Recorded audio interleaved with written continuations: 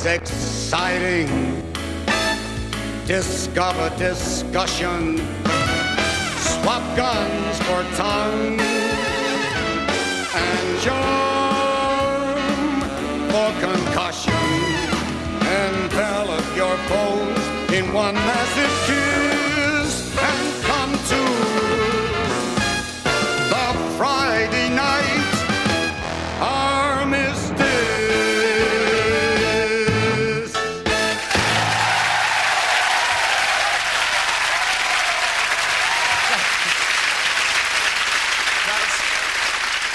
Thank you very much. Thanks very much, ladies and gentlemen, chicks and cocks.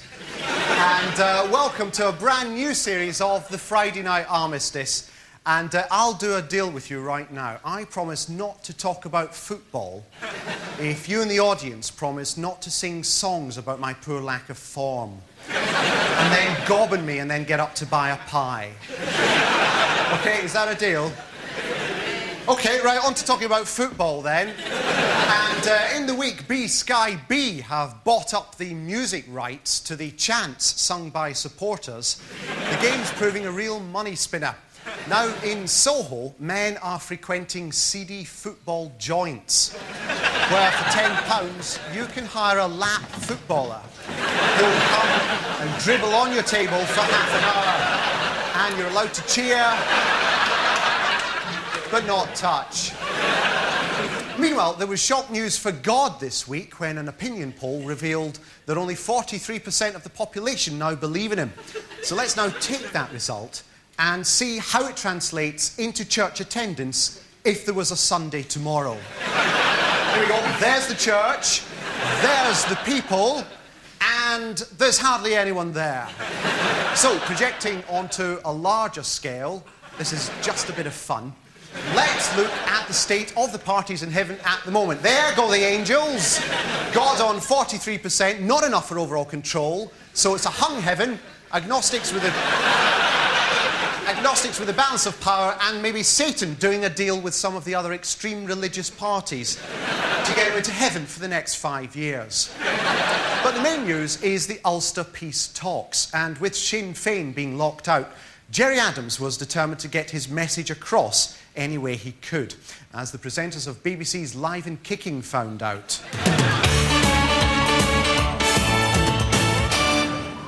Welcome to the hot seats today. Let's go to the phones. We'll take a very quick call from line 4. Hello, line 4. Good afternoon.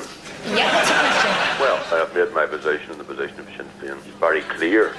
We have to allow for the fact that for the last 18 months the initiative lay with the British government. Why didn't those negotiations happen in the last 18 months?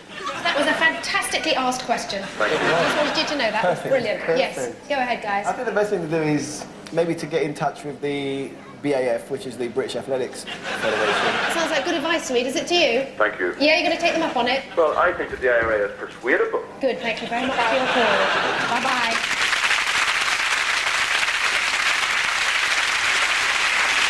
Thank you. And up there in the audience are David and Peter with this week's special guests. David, who have you got? Well, to get the series off to a flying start, Armando, quite literally, I'm here with the lads who stole the Merry England opening ceremony of Euro 96. It's the Red Arrows. So, what are you doing at the moment, lads?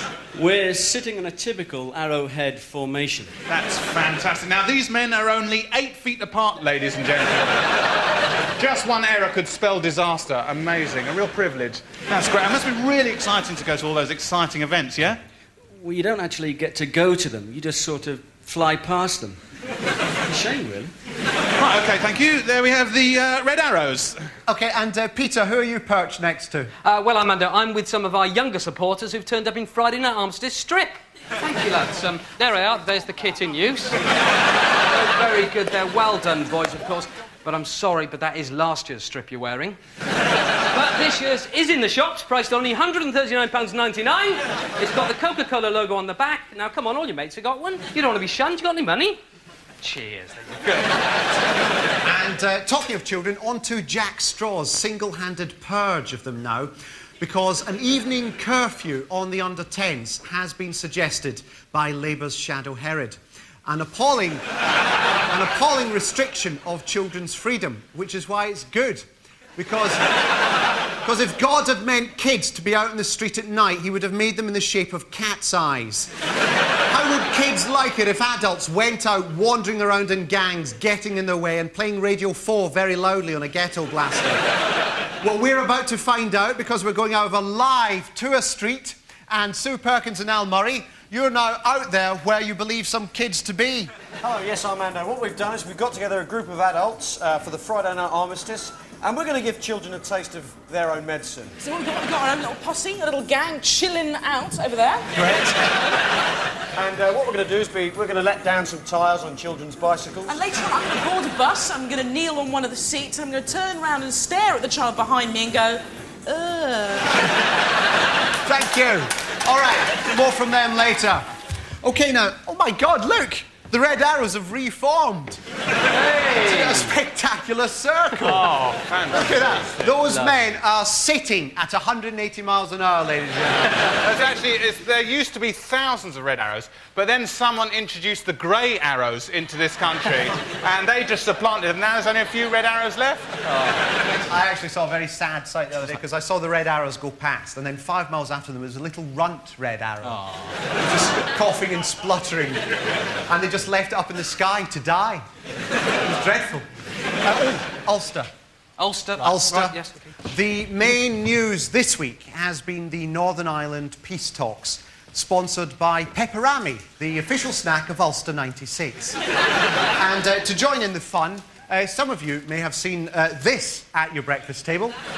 It's a cereal packet in which you can collect all the participants in the round table discussions. There's a round table on the back there that you can slot them into. And we've got David Trimble for 2 points.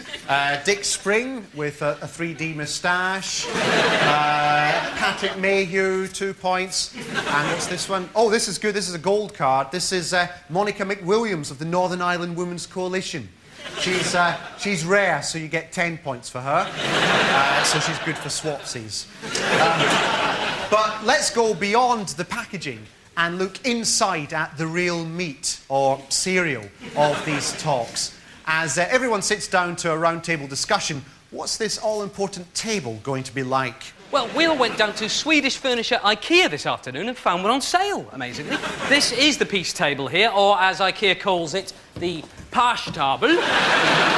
It's actually quite a complicated piece to assemble because it comes with a detailed set of preconditions. OK, well, let's give it a go. Come on. Right, OK, now the first one, according to this, is that Ian Paisley's Democratic Unionists will not sit at the same table as the Irish government. Right, we'll not sit at the same table. If we could just have a volunteer from the audience here. Right, we've got Ian Paisley here. Where do you want me to put her? Why don't we use this, right? One of these. I think this is what these for. It's a mirror. Oh, right, we'll great. stick that there. Well, you sit here, Reverend Doctor. Here.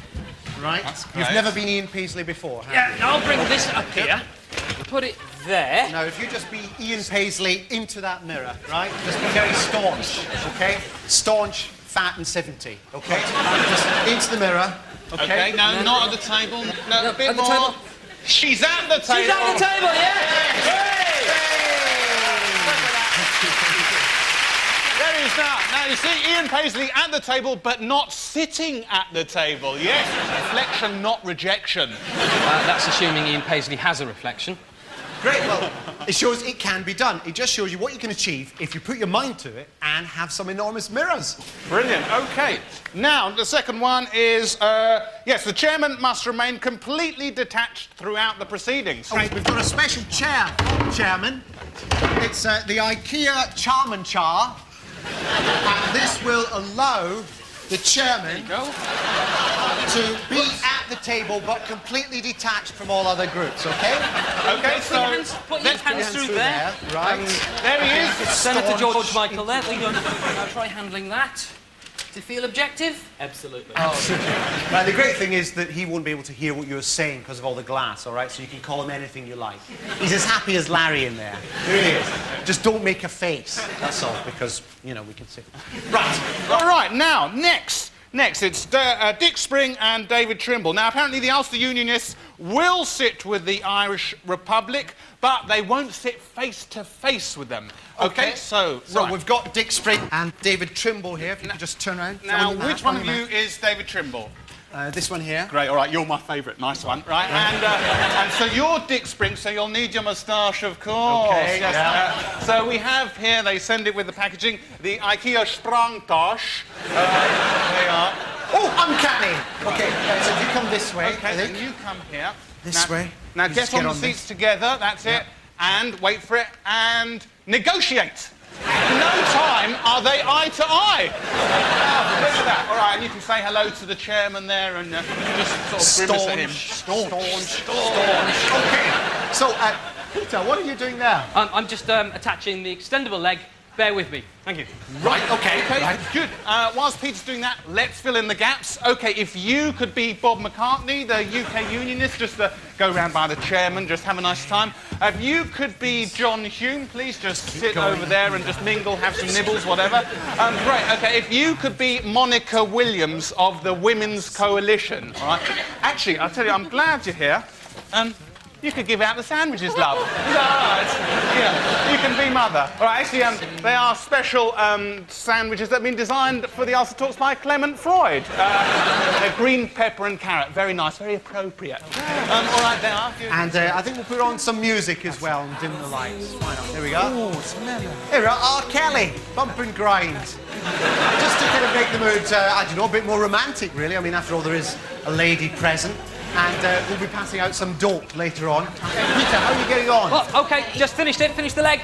OK, Jerry Adams. I need a Jerry Adams. Oh, right, follow me. Are you committed to peace? Good, good. Right, now here's your chair. OK, but don't sit there. You come down this extended leg with me. Follow me down here. Out to the building. That's right. You will still technically be at the table, but you come all the way out here. That's it. Just by here. It's very nice. You're still part of the talks. Sit down there. Marvellous. There's your glass of water, and you're at the talks. Away they go. The Northern Ireland Peace Talks via the IKEA Pass Table. Oh, yes.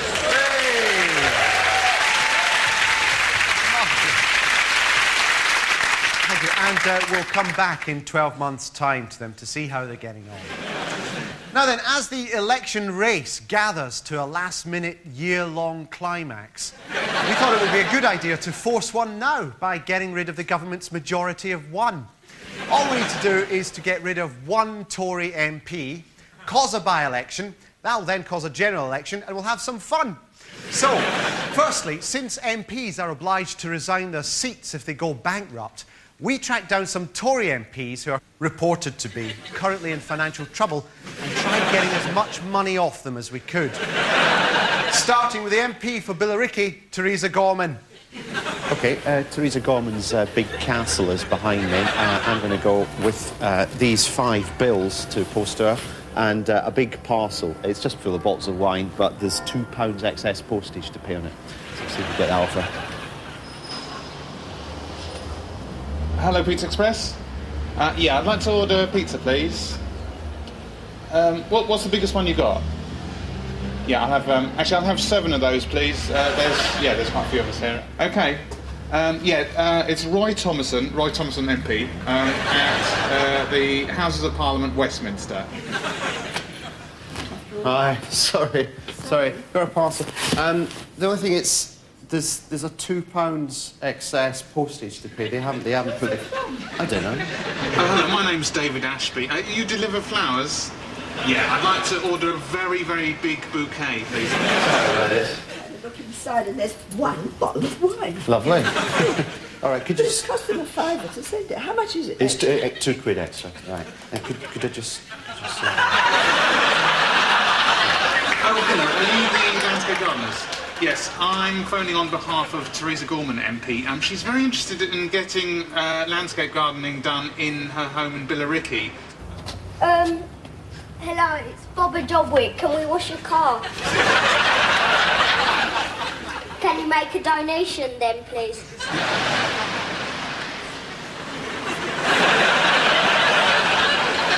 Hello, I'd like to reverse charges, please, to a mobile number. It's Roy Thomason's mobile. No, if you drive it around, I will pay. It's Toby Jessel. Toby Jessel MP, yes? My name is William Powell MP. I found one of your cards in a phone box. Yes, it says here, discreet. Good. Oh, just £10 for a cup of coffee. Come on, yeah, park it. Oh, hi. I'd like to make a reverse charge call, if possible, please. David Taylor. Hello? Hello? Hi, is William Powell there, please? I'm afraid he's not, actually. Oh, right. Who am I speaking to? Oh, hi. I'm sorry to have got you to pay for this call, but anyway, I'm a freelance journalist. And I'm doing a thing about Europe and what it means to young people. Well, you look genuine enough. I didn't know if you were some nasty old photographer come to take a picture. What do you feel about Europe? Are you pro or anti? Anti. Completely anti. Really? You can't...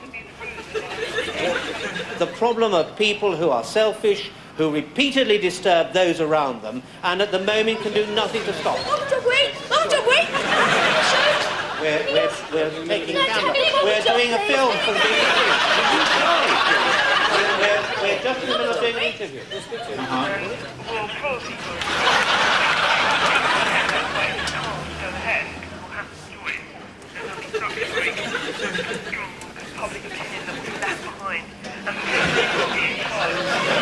Look, you're becoming a nuisance. We are in the process of... Can I just... I'll just wind up now. And can I just say, will you apologise to William Powell, to your father, for having got him to pay for this? But this is very useful. We then decided to take more drastic measures. We set out to shock an old MP to death with some sudden bangs. And much more sensible, I think, on a rather broader, rather than narrow. How effective do you think they are in terms of foreign affairs? Foreign affairs, at the same time, the Foreign Secretary would come down. Unfortunately, he was too old to hear, so I decided to finish him off with some of my germs. Finally, we wheeled in our most dangerous reporter. Man at the moment.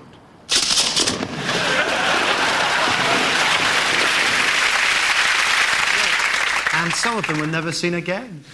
What are these? Oh, these arrived earlier. Yeah, I ordered them. They're chairs. Chairs? Yeah, I got them from Prince Harry's School, Ludgrave in Berkshire. Yeah? Yeah, there you go.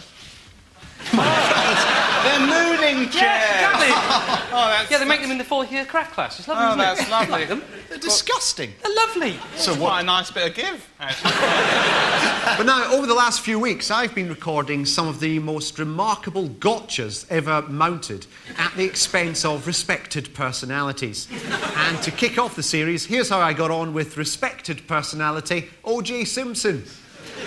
He recently came here to charm us into forgetting he was once accused of murdering his wife violently with a knife. So, here's what happened when I tried to get his autograph. Hey, my man, I thought you weren't going to be here. No, I made it. Thanks a lot. Thanks.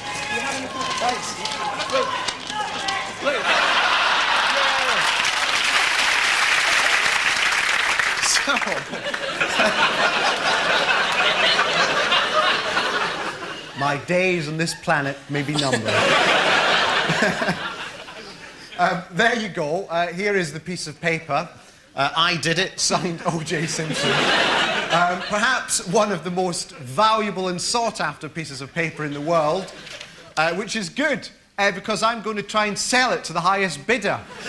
This is an absolutely genuine offer. We're going to be hawking it all over the world and trying to sell it to whatever news organisation will take it. And our ultimate aim is, by the end of the series, to have a bid of £1 million. £1 million, ladies and gentlemen. Now then, viewers of the first series will probably be wondering where my little cloth pal is. If you don't know what I'm talking about, then you obviously haven't enjoyed some of the most charismatic fabric to have arrived on the British cultural scene since Sooty's flaxen neck. So here he is, avast ye beware, it's Mr. Tony Blair! Oh, what's that, Mr. Tony Blair? You've lost your Bryan Adams ticket. Oh, well, you are in a little fluffy pickle, aren't you? You stuffed raver. Anyway, what have you been up to? You met O.J. Simpson. Because there's two sides to every story. Let's have a look. Hello, Mr. Tony Blair.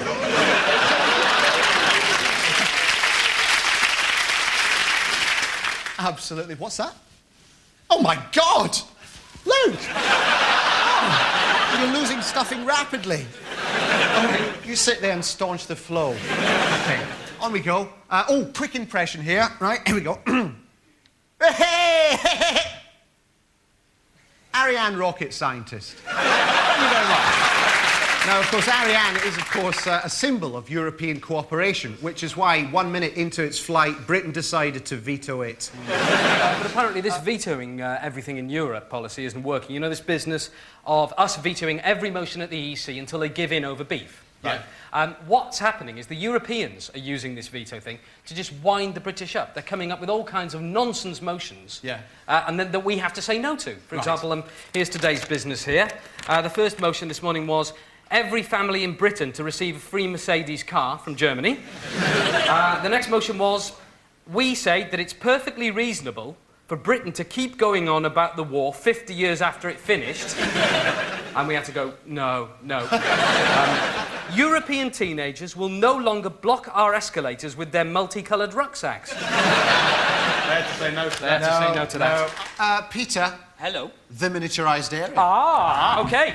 Here we go. Right. Love this. Well, welcome back to my happy, tiny little land here for our regular visit to the Armistice worldwide network of security cameras. Now, I've been sitting watching the world on my bank of security cameras for the last 6 months, watching you. All of you. Sorry. Anyway, just to remind you, we can use our lovely lenses here to snoop on absolutely anybody and show what they're getting up to in the privacy of their own lives. The truth is out there. Let's have a look. Who do you want to see? I don't know. Should we see inside the Ulster Peace Talks? Ooh, OK. Right, there we go. There's the Ulster Peace Talks. Right. John Hume gets stuck at the door. Right, this is an old man. There he goes. An old man. So this is the it's stuff Mr. Paisley. There he goes. They ask him if he's over 18. I'm over 18. There he goes. Now, here's the bit you don't normally see. This is the security camera footage on the inside of the room. There's the bag there, and look at him. He's looking very happy there. Oh, my God! It's Jerry Adams! Oh, my God! He's got in through a Trojan briefcase! Hey! Party! What a happy man. Absolutely. Another one. We can. Yes. My turn to choose. OK. Douglas Hogg. No, right, let's get him. There he is. There's Douglas Hogg. You know what I think about that? Shush. Right, he goes in, he gets to his house. Goes inside. There he goes, takes off the hat. Oh, my God!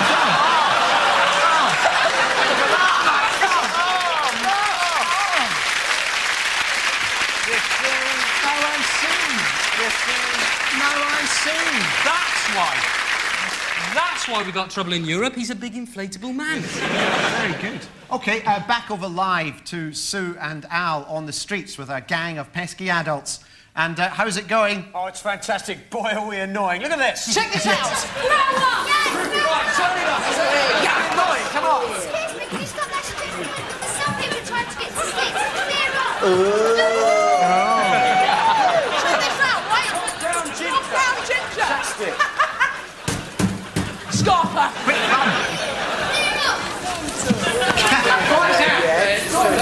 Fantastic, and we're doing a marvellous job annoying these children here, Armando, for you at the Friday Night Armistice. Thanks a lot. OK, we'll see you later. Don't go sniffing anything. What's going on? What are you doing?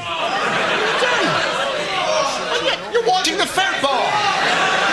Get that off. What's the score? Put me on. Thank you. What's the score? OK, it's all change at the BBC this week. John Burt has merged book programmes, cookery programmes and nature programmes to set up a new department called BBC Words, Curds and Turds. Meanwhile, there's fresh scrutiny of our interviewers who've been accused of being too aggressive with politicians. Proof positive came in a recent interview between Gordon Brown and that constantly interrupting animal, John Humphreys. Do you want to cut the starting rate of tax from 20 pence in the pound to 10 pence in the pound? Yes, I would like to. That's a long-term objective of the Labour Party. There are some people, perhaps many people, who don't work at the moment because it doesn't pay them to work. What I said yesterday and you're assuming that if you change that, then many of those people who aren't now working will work. Well, Luke, you say you would like to cut the starting rate to 10 pence. How would that work? Well, I think inevitably you would... Is any of it doable, achievable now? You can't ask me, therefore, to make a judgment. Ah, but I can, you see. What you're saying quite clearly from everything you've said this morning is that you would oppose that. Well, I prefer... No, let me explain. What you said this morning is that your proposals are based on principle. Exactly. Well, but you're not saying that. My proposals are fairer. You want to be able to say, this is our principle, this is where we stand. We're not actually going to oppose that. John, so you're saying we want this, but we want to oppose that. Look, John, the principle is... Well, you seem to be saying is, gentlemen, those are our principles. We want to oppose it. Well, I don't want... Brown, thank you very much. Thank you. Finally, tonight, beef. Perhaps the scariest flesh in Europe, after the touch of an old Spaniard. As Britain fights its beef ban, imposed on the flimsy pretext our meat might cause Germans to get Creutzfeldt-Jakob's disease, new evidence is emerging here of how the problem started when throughout the 80s farmers forced cows to eat their own arses, often 3 times a day until their backs hit the ground. But now the government is hitting back because from Monday, in an attempt to win back the PR battle, the Department of Agriculture have been replaced by a boy band. These 4 extremely talented young men are called Topside, and their debut single promoting British beef gets its first airing on national television tonight. Ladies and gentlemen, Topside.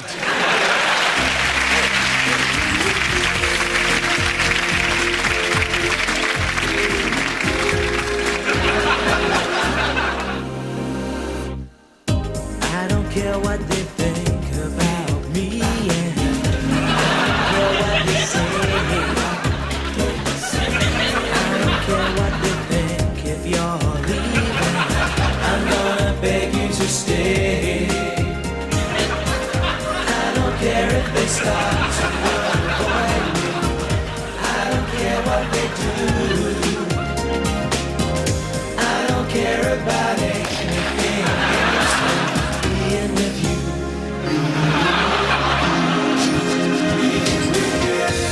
I want you to stay. I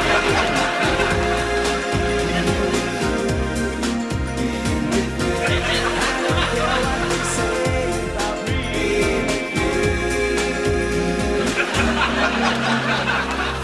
Don't be so. We told you so. They tell me you love me and then let me go. One thing I know for sure is really, really, I've never felt before the way you make me feel, make me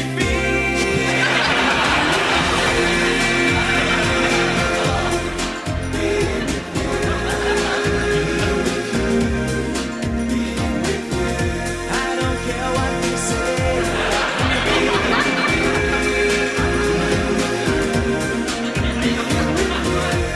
I want you to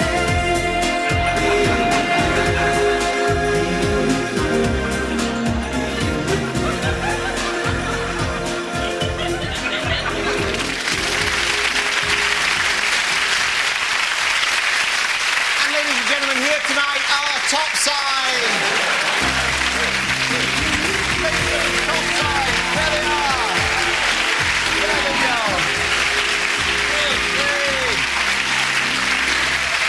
Ladies and gentlemen, Topside are going to be signing beef burgers all week throughout the country. Look out for them. We're all eating beef in here. I mean, I don't eat beef. I think it gives you Creutzfeldt-Jakob's disease, but everyone else is. And don't forget, football becomes unfashionable from midnight on Monday, so enjoy it while you can. Good night.